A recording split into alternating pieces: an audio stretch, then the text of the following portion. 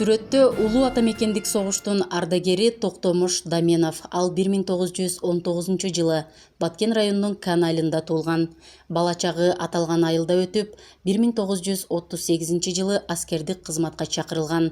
Кыргыз АСРнин зениттик артериялык полкуна кызмат кылууга буйрук чыгып, атуулдук кызматын Украинанын аймагында өтөгөн. 1941 жылы улуу атамекендик согуш башталып, өз ыктыяры менен Кан майданга аттанган. Атам өзі айтты да, Украинада жүргенмін, соғыштың отуда жүргенмін, Ленинградский блокадаға қатышқанмын. Ақыры келіп сол Балакаламский естері батыр шағаларда болғанбыз. Неміз қуалап келген. Сонан анан ақыры Синегири деген шағарда 17 километр қаған Кремльге деген. Сонда Жуков айтқан екен Сталинде. 17 километр қалды.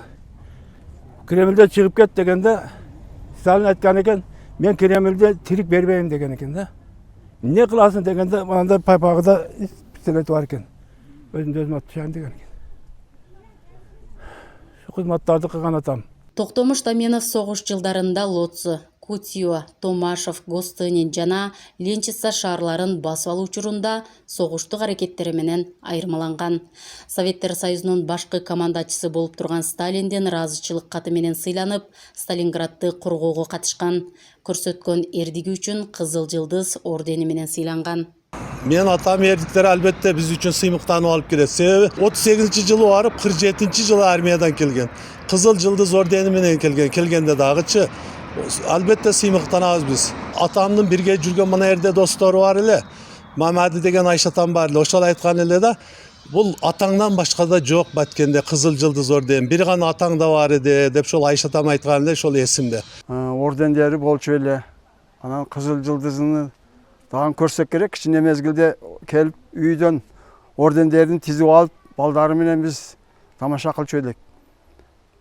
Анан эжебиз дагы 4-класска чейин билим алып, анан ушул жерде алгачкы мугалимдерден болуп, элдин сабаксыздыгын жоюлга ол дагы салымын кошкон.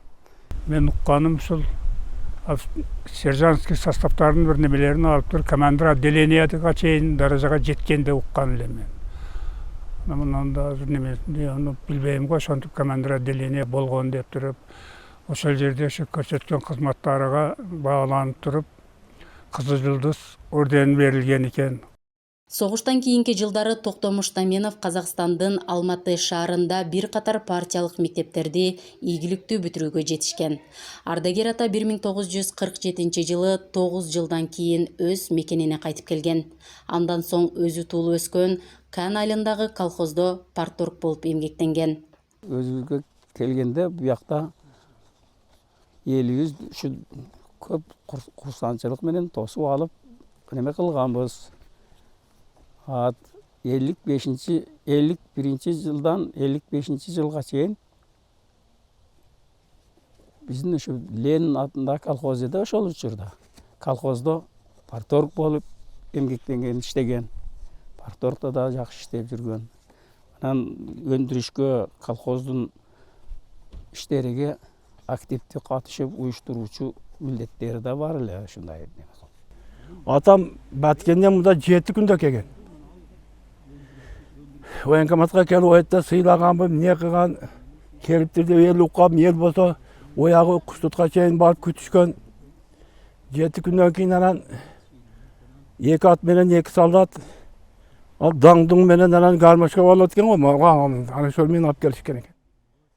Токтомуш атанын артында 5 баласы, 17 небереси, чеберелери жана өчпөс элеси бар. Анын мекен үчүн ак дилден кылган кызматы, согуштагы эрдиги жана эмгек жолу тарых барактарында алтын тамгалар менен жазылып калды.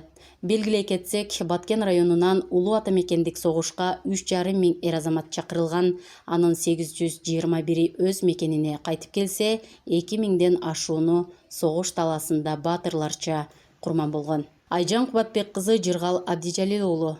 Жаңылыктар.